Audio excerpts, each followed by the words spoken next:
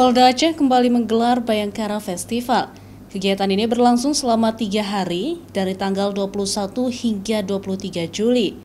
Pihak penyelenggara menyediakan stand untuk UMKM, pasar murah, aneka kuliner, serta untuk internal kepolisian.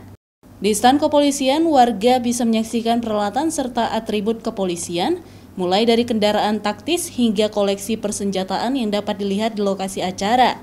Pasar murah juga sangat membantu masyarakat, ya, makanan-makanan khas Aceh juga ini juga banyak di sini.